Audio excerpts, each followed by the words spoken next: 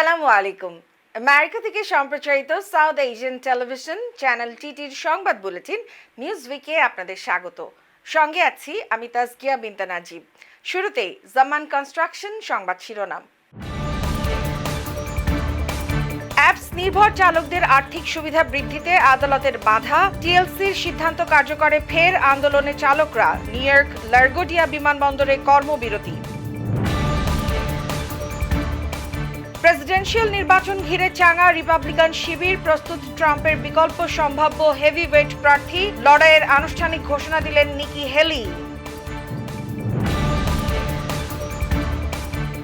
এবং new York buffalo সুপারমার্কেটে হামলাকারীর আদালতে হত্যার দায় স্বীকার, কালোদের প্রতি ঘৃণাবশত ওই হামলা বলে দাবি, শুনানি শেষে আমৃত্যু সাজার রায়।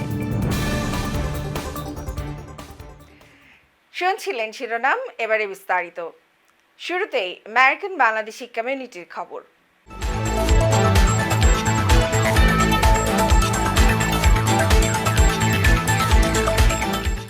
New York city taxi and limousine commission কর্তৃক চালকদের জন্য নির্ধারণকৃত ভাড়া বৃদ্ধির বিরুদ্ধে অবস্থান নিয়েছে উবার, লিফট সহ অন্যান্য রাইড শেয়ার কোম্পানিগুলো। তাই তো চালকদের অধিকার সুরক্ষাকারী প্রতিষ্ঠান new York taxi workers alliance তাদের চলমান আন্দোলন কর্মসূচি অব্যাহত রেখেছে।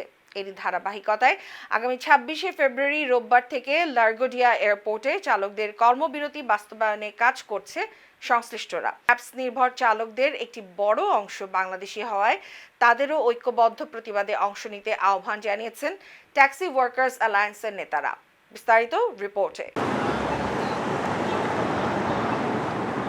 নিউ ইয়র্ক সিটিকে বলা হয়ে থাকে ট্যাক্সির নগরী। বর্তমানে সিটিতে উবার, লিফট চালকদের সংখ্যা বেশ বেড়েছে, আর এসব চালকদের মাধ্যমে অতিরিক্ত অর্থ হাতিয়ে নিচ্ছে অ্যাপস নির্ভর কোম্পানিগুলো। অসহায় চালকদের ন্যায্য হিস্যা আদায়ে টানা আন্দোলন করে আসছে new York taxi workers alliance সহ সংশ্লিষ্ট প্রতিষ্ঠানগুলো।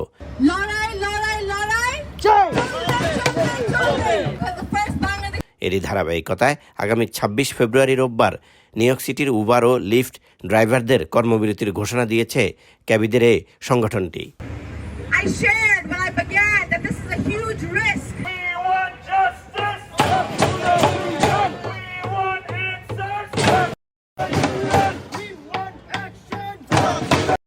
ওই দিন দুপুর ১২টা থেকে রাত ১২টা পর্যন্ত লাগোর্ডিয়া এয়ারপোর্ট এলাকায় এই ধর্মঘট অব্যাহত থাকবে। এই সময়ের মধ্যে চালকেরা কোনো যাত্রী ওঠানামা না করার সিদ্ধান্ত নিয়েছে। And believe me, my brother, we feel very proud of the strike we did on December 19th and on January 6th. If Uber and Lyft say your strike was not successful, we take that with a badge of honor. That means the companies are scared of what we are doing. And we know that February 26th will be even stronger strike.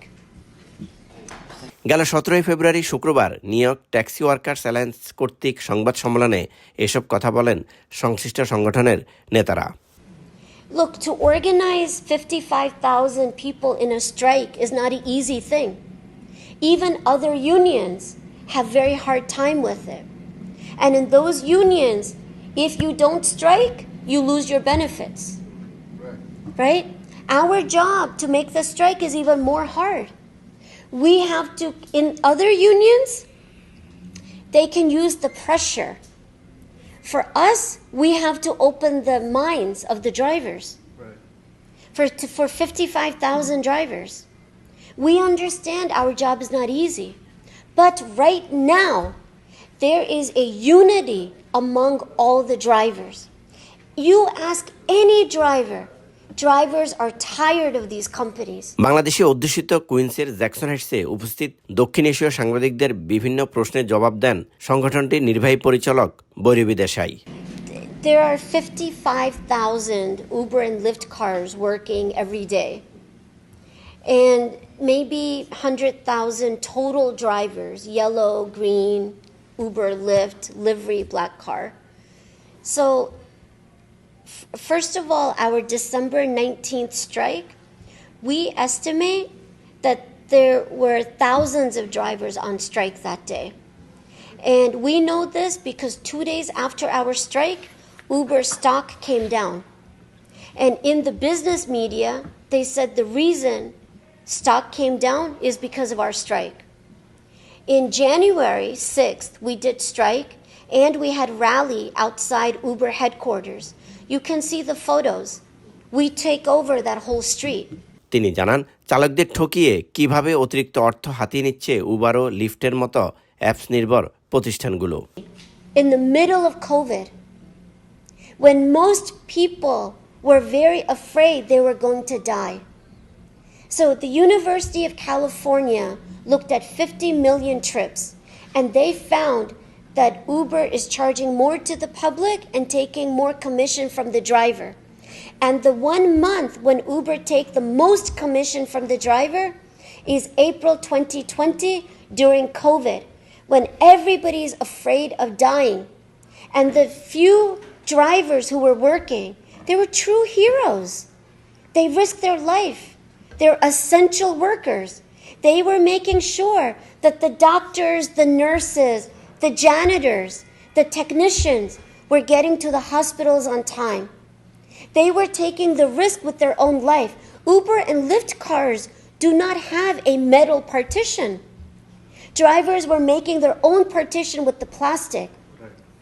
The first New Yorker that we know who died from COVID was one of our members, Anil. It was even in the news. His passenger was the first person in New York to get the COVID. He was a doctor going to Westchester County. He picked him up at the airport. Many drivers died during COVID, more higher rate than other New Yorkers. But still, the few that worked during April 2020. অনুষ্ঠানে উপস্থিত ছিলেন বাংলাদেশি চালকদের অনেকেই, যারা তুলে ধরেন তাদের জীবনের তিক্ত অভিজ্ঞতার কথা। আমরা সারাদিন কাজ করি, তারা কিছু কিছু সময় 50%-এর বেশি তারা কাটে নেয়। তাদের শুধুমাত্র একটা অ্যাপস আর আমাদের গাড়ির পেমেন্ট, গাড়ি কেনা, গাড়ির ইন্স্যুরেন্স, গাড়ি মেরামত সব কিছু। এমন কোনো জিনিস নাই যে ইনক্রিজ না হয়েছে। শুধু গাড়ি ব্যাপার না, সারা দুনিয়াতে সব কিছু জিনিসের দাম বাড়ছে। আমি এসেছি ফ্লাশিংয়ে মেইন স্ট্রিটে, আমাকে পেমেন্ট করা হয়েছে $19, 60 something cents, রাইট? সো আপনারা নিজেরাও বুঝবেন যে ইজ ইট ফেয়ার। অভিযোগ করে বলেন, উবার ও লিফট ড্রাইভারদের কৃতদাসের মতো ব্যবহার করছে। চালকদের আয় দরিদ্র সীমার চরম নিচে চলে গেছে দাবি করে তারা এও বলেন, যেখানে তাদের আত্মপক্ষ সমর্থনের কোনো সুযোগ নেই। 2014 থেকে যে ফেয়ার পাইছি, এখন minimum fair pi $5.36, $5.36 minimum fair. We got it, minimum fair, যেখানে 20 বছর আগে লোকাল ট্যাক্সি চালাইতো $8। তো আগে উবার অ্যাপস থেকে প্যাসেঞ্জাররা দেখতে পারত যে ড্রাইভার কত পাচ্ছে, ওরা কত পে করছে, সিটিকে কত দিচ্ছে, সব দেখতে পারতো, ব্রেকডাউন, রাইট? এখন এটা উবার ব্লক করে দিয়েছে। প্যাসেঞ্জার জানে না যে আমি কত পাচ্ছি। নিউ ইয়র্ক ট্যাক্সি ওয়ার্কার্স অ্যালায়েন্সের এক্সিকিউটিভ ডিরেক্টর ভৈরবী দেশাই ও সংগঠনের দ্বিতীয় শীর্ষ কর্মকর্তা মোহাম্মদ টিপু সুলতানের সঞ্চালনায় সংবাদ সম্মেলনে জানানো হয়, ট্যাক্সি ও লিমুজিন কমিশন টিএলসি ভাড়া বৃদ্ধির নির্দেশ দিলেও আদালতে মামলা করে তা আটকে দেওয়া হচ্ছে। এসবের প্রতিবাদে আগামী 26 ফেব্রুয়ারি লাগোডিয়া এয়ারপোর্টে ধর্মঘটে সকল উবার ও লিফট ড্রাইভারদের উপস্থিতি অত্যন্ত জরুরি। সবচেয়ে বেশি ইম্পর্টেন্ট যে জায়গাটা উবারের ইনকাম, সেটা হচ্ছে নিউ ইয়র্ক। সুতরাং আলহামদুলিল্লাহ আমাদের অনেক স্ট্রং এবং আমরা অনেক অর্গানাইজ, এবং শুধুমাত্র আমাদের ড্রাইভারদেরকে পার্টিসিপেট করবে এবং তারা করে আসছে, এবং আমরা definitely Uber and Lyft took more commission from them than at any other time in last 3 years. And so if they cannot value the drivers, we need a strike to remind them what is the value of the drivers. That's a very important day. Channel TT News, all the New drivers, York. and we ask all their families, join us for the rally at the airport at 12 noon.